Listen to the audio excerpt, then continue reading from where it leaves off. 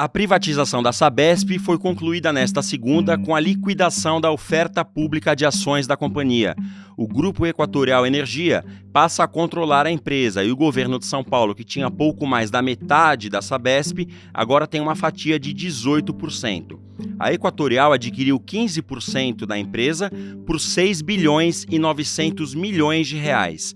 Cada ação custou R$ 67. O valor foi consideravelmente menor do que o preço de negociação do dia, que era de R$ 82. Em 2023, o lucro da Sabesp foi de mais de 3 bilhões e meio de reais. Chama atenção também o fato do Grupo Equatorial ter só 2 anos de experiência em saneamento e atuar somente em 16 cidades do Amapá. Terça-feira, 23 de julho de 2024.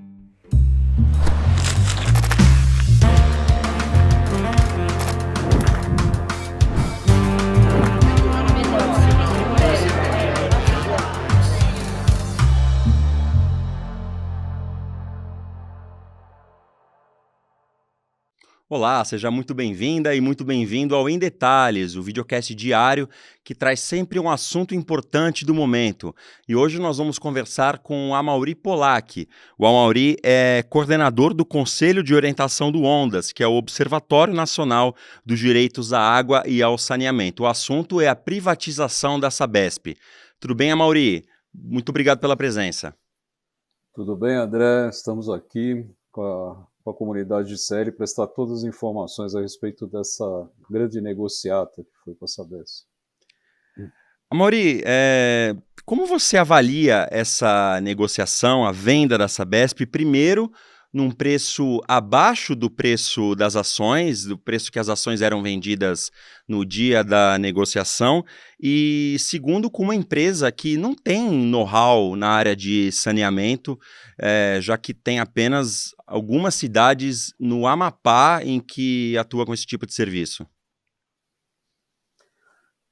Esse processo de privatização da Sabesp, ele diria assim que é o mais bizarro que já aconteceu aqui no país e talvez um dos mais bizarros que aconteceu no mundo, tá? Porque entrega uma empresa que tem um patrimônio extraordinário. Praticamente todos os locais onde a Sabesp hoje presta serviço de saneamento estão com 100% de água, 100% de coleta de esgotos, tratamento de esgotos. Resta muito pouco a ser feito na região metropolitana de São Paulo e na região metropolitana da Baixada Santista, principalmente. Entrega essa empresa com esse conhecimento técnico de 50 anos. Isso foi, por inúmeras vezes, foi falado pelo próprio governador do estado, que é uma empresa reconhecida por capacidade técnica, tem muito conhecimento, né, a respeito de saneamento. Entrega essa empresa para uma empresa, diria assim, novata, absolutamente novata em saneamento. A Equatorial tem uma experiência de menos de 2 anos de operação na concessão de serviços do Amapá. O Amapá tem uma população equivalente à cidade de São José dos Campos. O Amapá tem uma população equivalente ao distrito do Grajaú, na cidade de São Paulo. Então, o que nós estamos falando é de uma irresponsabilidade, primeiro, uma irresponsabilidade absoluta em termos de entregar uma empresa com esse porte, essa capacidade que a Sabesp tem, para uma novata no saneamento. Alguém que não tem nenhuma tradição. O preço, então, é algo, André, que a gente tem que levar, de fato, a uma investigação bastante aprofundada de quem ganhou com isso. Tá? Porque nós fizemos um estudo de avaliação econômico-financeiro, um estudo bastante avalizado por um consultor bastante renomado no mercado, e que chegou a um preço de R$ 85,57, o preço de avaliação real da ação da Sabesp. Por coincidência, hoje, o preço da ação da Sabesp está em R$ 87. Está avaliado na Bolsa de Valores de São Paulo, na B3. Também, né, avaliamos aí uma outra possibilidade, que é de uma pequena redução, né, do volume exagerado de investimentos que eles colocaram, absolutamente irreal, né, que nós identificamos 60% a mais de investimentos em água, 20% a mais de investimentos em esgoto.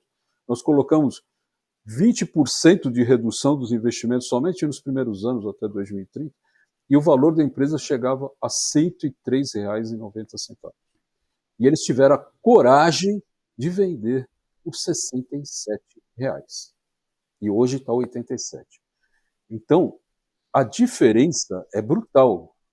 No valor de hoje da Bolsa de Valores, né, ante aquilo que o governo amealhou aí de receita, 14,8 bilhões, a diferença é de 4,4 bilhões. Se nós formos comparar com os R$ 103,90, que nós chegamos a uma avaliação bastante criteriosa também, e possível de pedir o valor da ação da Sabesp, a diferença é de mais de 8 bilhões de reais.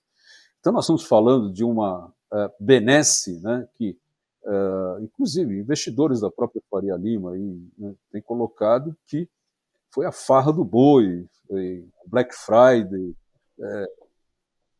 Em tempos passados, né, se falava negócio da China. Isso quando a China era aquela, né, bagunça, não era a China de Mao Tse-tung. Mao Tse-tung para frente já foi diferente.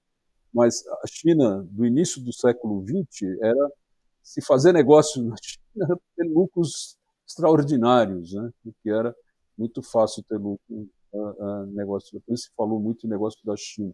Se criou essa acepção aqui na língua portuguesa. Então, o que Mas é um nós negócio bem tivemos? brasileiro mesmo, né? Coisa Tem uma característica muito marcante de várias privatizações que ocorreram ao longo da história no sistema liberal ou neoliberal brasileiro, né? Que tem essa característica de uma venda abaixo do preço de mercado, muitas vezes uma piora do serviço. E no caso a Equatorial, adquiriu 15% da empresa por um valor que equivale a 2 anos de lucro da Sabesp, e o governo que tinha pouco mais de 50%, o governo do estado que tinha pouco mais de 50% das ações da companhia, tem agora 18%, mais que a Equatorial, só que não tem nenhum poder de decisão na nova Sabesp, né? Ou na empresa que agora surge desse processo de privatização. Ou seja, o governo tem uma participação maior que a da Equatorial, mas não apita nada. O governo ficou com a chamada Golden Share, né, aquela ação preferencial que evita algumas ações. Ela ficou com a Golden Share, que diz o seguinte, que não pode mudar o nome da Sabesp, puxa vida. Só o valor de mercado no nome da Sabesp, tem avaliações claras, só esse valor é em torno de R$ 1 bilhão. O nome Sabesp vale isso como marca. Então, vai mudar o nome. Mudar a sede da empresa e mudar a finalidade da empresa, que é trabalhar com água e esgoto. Por óbvio, né? Nenhuma dessas coisas, a Equatorial ou qualquer outra empresa que fosse assumir o comando da Sabesp iria fazer, mudar o nome, mudar a sede, mudar a razão de ser da empresa, começar a vender soja, plantar soja, é isso? Não, não é. Então, o governo tem uma participação absolutamente irrelevante nesse processo.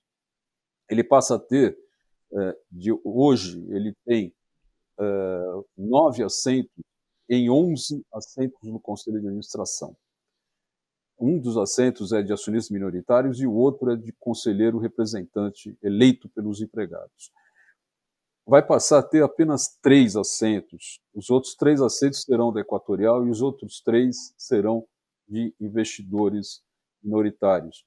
Por óbvio, a Equatorial se associará com os investidores minoritários, por exemplo, para a mudança da política de dividendos. Hoje, a Sabesp tem uma política de dividendos rígida, que faz a distribuição do lucro de apenas 25%, né, do total do lucro. Ou seja, dos 3 bilhões que a Sabesp obteve no ano passado, apenas 25% foi distribuído aos acionistas.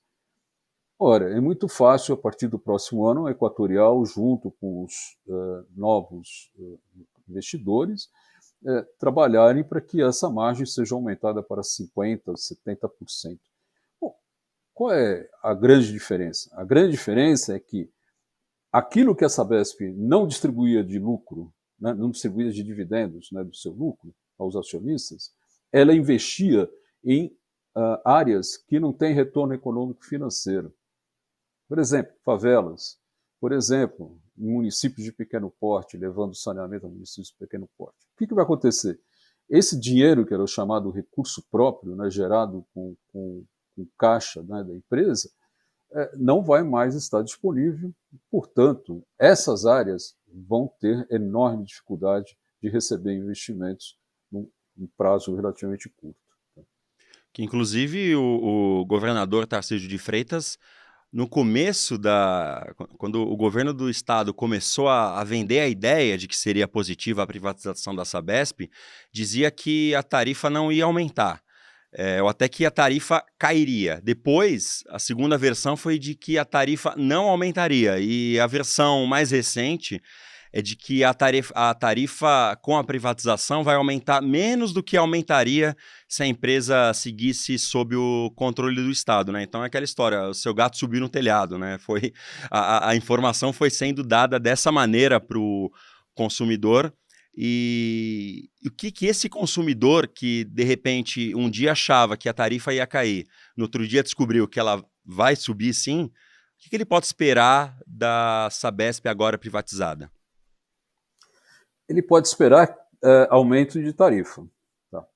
Essa política aí, o que foi anunciado pelo governo do Estado é que haveria uma redução de 1%, veja só, 1% na tarifa residencial comum. Tá? Ou seja, os consumidores, todos os consumidores residenciais receberiam 1% de redução de tarifa. Isso é nada, né? Praticamente nada. Tá? Que 0,5% seria a redução para os consumidores de comércio e indústria.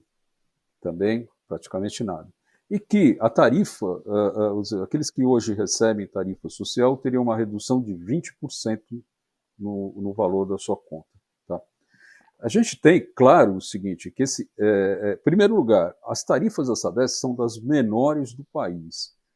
Se formos comparar com empresas que foram privatizadas no país, por exemplo, Rio de Janeiro, a cidade de Campo Grande, no Mato Grosso, Manaus, capital do Amazonas, essas cidades, o valor da tarifa chega, por exemplo, em Campo Grande, chega a mais de 120% acima daquilo que é a da Sabesp.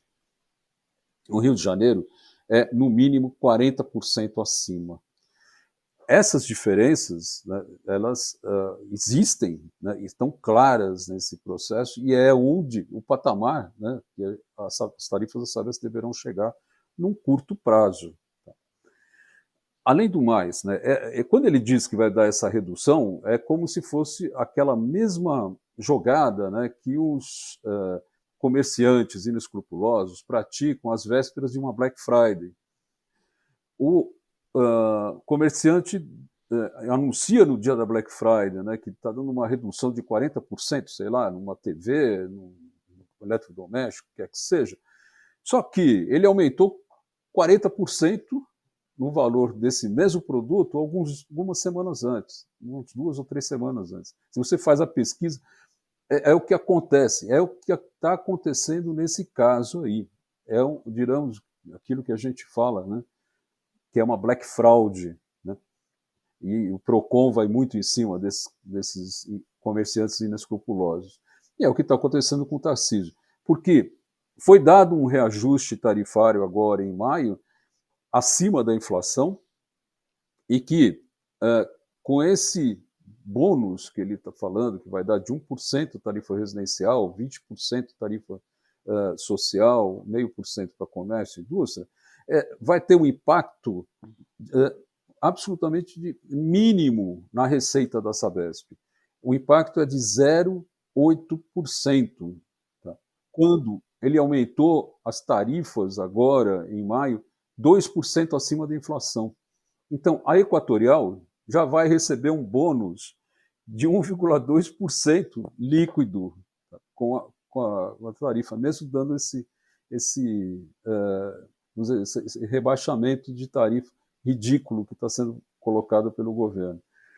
Eu diria, é um processo de enganação atrás de outro processo de empulhação e de informação equivocada que tem sido divulgada pelo Estado e que tem sido reverberada, né, por uma parte da mídia. E a Constituição paulista, ou seja, a lei que rege ou deveria reger, nortear a administração pública estadual, diz que o saneamento básico, os serviços de água e esgoto devem ficar sob controle estatal, seja da Sabesp, que era até então uma empresa controlada pelo governo do estado, em algumas cidades empresas municipais, poucas cidades, mas há municípios no estado em que empresas municipais fazem esse serviço. Na sua avaliação, na avaliação do Ondas, há o descumprimento da Constituição com a privatização da Sabesp? Sem dúvida. Isso foi objeto de muita discussão quando ele apresentou o projeto de lei na Assembleia Legislativa o ano passado. O artigo 216, parágrafo 2º, diz expressamente isso que você colocou, né? Que o Estado irá prestar serviço de saneamento por meio de uma empresa sob seu controle acionário. Isso está expresso na Constituição. No entanto, né, aquele negócio, né, a Procuradoria-Geral do Estado fez uma defesa de que, olha, isso não vale. Está na Constituição, mas não vale. Como? Espera aí. O Constituinte, em 1989, né, na Constituição Estadual, fez um artigo, fez um dispositivo que não vale. Por quê? Não vale porque o atual governo não quer que seja válido. Tá? É algo que nós estamos, né, nós temos uma ação direta de inconstitucionalidade que, infelizmente, o Tribunal de Justiça de São Paulo não julgou até agora, porque nós acreditamos fielmente, né, de que o Tribunal de Justiça de São Paulo, que é um guardião da Constituição paulista, não poderia ficar de braços cruzados nesse processo. Então, nós colocamos uma ação junto ao Tribunal de Justiça de São Paulo, uma ação que, inclusive, o Ondas é amicus curiae, quer dizer, entrou como amigo da corte, né, como se diz no meio jurídico, em que pudemos opinar a respeito dessa questão constitucional e defendemos veementemente de que a Constituição deveria ser praticada. Ou seja, se o governador Tarcísio tinha lá atrás, né, a intenção de privatizar a Sabesp, deveria ter enviado uma proposta de emenda constitucional. Olha, se ele naquela época ele tinha receio, medo de que não tivesse maioria de 58 votos, né, na Assembleia Legislativa para poder aprovar uma proposta de emenda constitucional, na aprovação do projeto de lei que ele mandou, foram obtidos 62 votos a favor. Ou seja, ele teria maioria tranquila, né, para chegar nesse número aí mágico de uma proposta de emenda constitucional. Por que não fez? Tá? Então, essa ação, infelizmente, o Tribunal de Justiça de São Paulo não julgou com a velocidade que deveria haver, embora nós tenhamos pedido urgência, nós tenhamos pedido que fizesse essa análise rapidamente, não julgou, está pautado para julgamento talvez na próxima semana, mas não temos certeza. E seja qual for o resultado, se o resultado for adverso, nós vamos até o Supremo Tribunal Federal, não há dúvida, para poder fazer prevalecer o que está escrito na Constituição. Essa é uma ação diferente, então, da que foi apresentada pelo PT, que houve até o parecer da Advocacia Geral da União favorável à suspensão da venda. Essa é outra ação que ainda está na instância estadual. Sim, essa está na instância estadual. Nós não poderíamos sobrepassar a instância estadual e levar direto para o STF. Há esse percurso a ser feito no meio jurídico. Infelizmente, o Tribunal de Justiça de São Paulo segurou de forma injustificável, segurou essa ação até agora, né, à véspera da privatização. A ação que nós protocolamos semana passada no Supremo Tribunal Federal, e cuja medida cautelar foi negada pelo presidente ministro Barroso, ela tem o viés de questionar o processo de privatização. Esse processo espúrio que está vendendo a empresa a preço vil.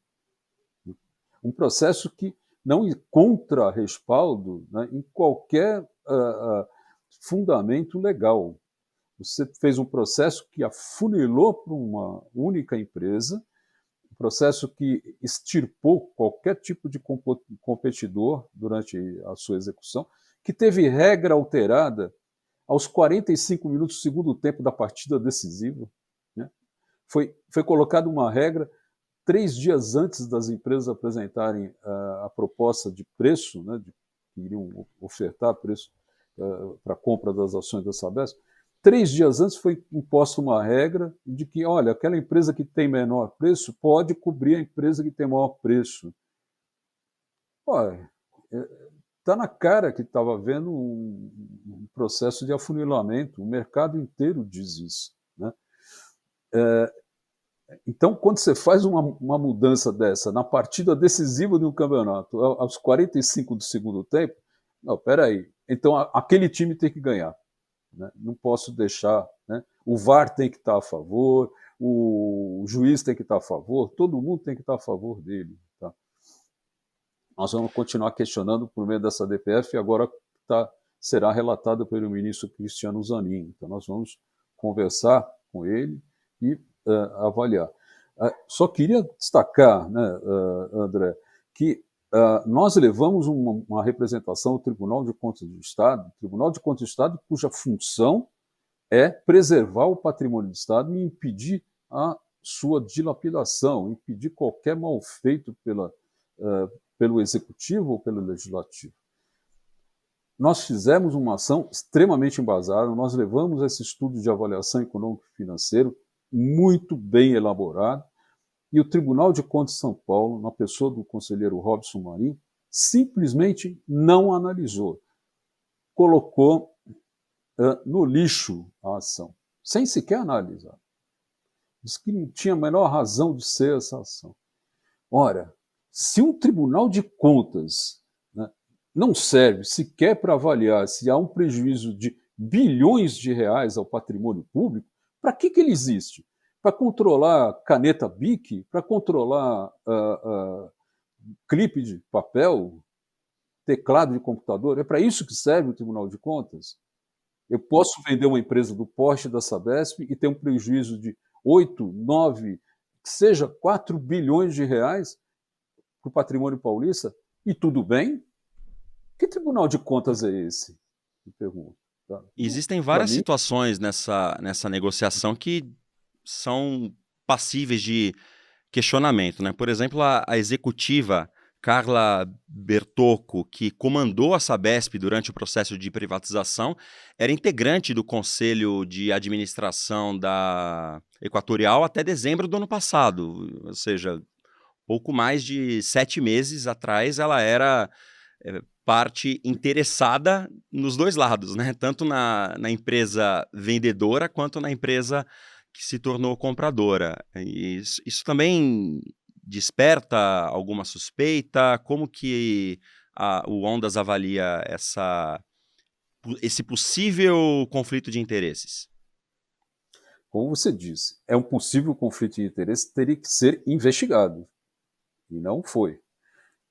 No parecer a essa ação que nós protocolamos no Supremo Tribunal Federal semana passada, a AGU coloca muita dúvida a respeito desse conflito de interesse, coloca realmente uma interrogação substancial, ou seja, se eu tenho uma pessoa que está trabalhando para ambos os lados, tá, e um dos lados está sendo favorecido na definição do processo, é preciso investigar. Houve várias reuniões do chamado Conselho de Desestatização do Estado de São Paulo, em que Carla Bertocco participou enquanto conselheira da Equatorial e enquanto presidente do Conselho de Administração da Sabesp. Ora, nessas reuniões se definiam as diretrizes do processo de privatização da empresa. Olha, pode ser que não tenha nada, que a pessoa tenha sido absolutamente... Mas é necessário investigar. Nós não podemos, né, admitir num negócio desse, que está sendo chamado, inclusive, pelo próprio mercado financeiro, né, de uma grande mamata, né, que foi oferecida para os investidores, nós não podemos deixar nenhum tipo de dúvida. E essa é uma dúvida bastante poderosa, né, e cabe, sim, uma investigação. Eu diria que é mais um aspecto nesse processo que demonstra todas as falhas, né, que houve nesse processo ao longo dos últimos 2 anos. O governo do Estado de São Paulo vendeu uma empresa com excelente referência, né, e agora fica alardeando que foi o maior negócio de saneamento feito no mundo, nas Américas. Pô, é óbvio, a Sabesp era a maior empresa das Américas. A venda dela teria que ser a maior. Certo? Então, falando obviedades e, eu diria assim, vendendo ilusões. É isso que nós estamos vendo nesse processo da Sabesp. As verdades têm que ser investigadas. Nós temos que investigar esse processo a fundo. Eu diria que estamos diante de uma privataria paulista, uma privataria, né, talvez bolsonarista aqui em São Paulo. Tá certo. Amaury Polak, coordenador do Conselho de Orientação do ONDAS, que é o Observatório Nacional dos Direitos à Água e ao Saneamento, muito obrigado por sua participação aqui no Em Detalhes e até a próxima. Obrigado, André. Um abraço a toda a comunidade de ICL. Depois do sucesso do Despertar Empreendedor, vem aí uma nova turma do Empreendedor Mestre. A aula inaugural será no domingo, dia 28, às 8 da noite. Você pode garantir sua vaga de graça nessa aula online gratuita no endereço emdetalhesicl.com.br ou então clicando no QR Code, acessando o QR Code que você está vendo na sua tela. Essa formação empreendedora é a formação mais disruptiva do Brasil. Você não vai ficar ouvindo papo de coach dizendo que de um dia para o outro a sua empresa vai decolar, que é tudo muito fácil, que é só preciso saber um segredo específico, que tudo vai dar certo. Não, você vai aprender uma formação robusta para conseguir tomar as melhores decisões em relação ao seu negócio. Então acesse emdetalhesicl.com.br e garanta a sua vaga. O videocast Em Detalhes fica por aqui. Se você está assistindo ao vivo, agora você fica com o Mercado e Investimento com a Débora Maganha e com o André Campedelli, ou você pode assistir a essa e outras entrevistas no YouTube, no canal do Eduardo Moreira, no canal do Instituto Conhecimento Liberta, na playlist Em Detalhes, e esse episódio também está disponível nas principais plataformas de áudio. Até a próxima. Papo reto, meu irmão, minha irmã. No capitalismo não tem floreio, firula, é você contra todos. É uma guerra onde as chances de quem é pequeno é muito menor do que as chances de quem é grande. E essa história de meritocracia é bom para vender livro. Agora, na vida real, irmão, é difícil pra caramba. E foi exatamente pensando nisso que a gente criou um curso de formação em empreendedorismo e negócios com muita ciência, com os melhores professores e professoras do Brasil e com métodos que não são ensinados no mercado, mas que a gente, por exemplo, aplicou aqui no Instituto Conhecimento Liberta e em 3 anos se tornou o maior portal de informação do Brasil e um centro de conhecimento e de ensino que tem hoje mais de 70 mil alunos e alunas. Para você poder aprender todo esse método, você pode assistir a aula que eu vou dar no dia 28 de julho, um domingo, às 8 horas da noite. A aula tem como título Hackeando o Sistema, Vencendo os Grandes com as regras deles. Tá parecendo bom demais para ser verdade? Então assiste que você vai entender o que eu tô querendo dizer no dia 28 de julho. Chame seus amigos e amigas para participar também.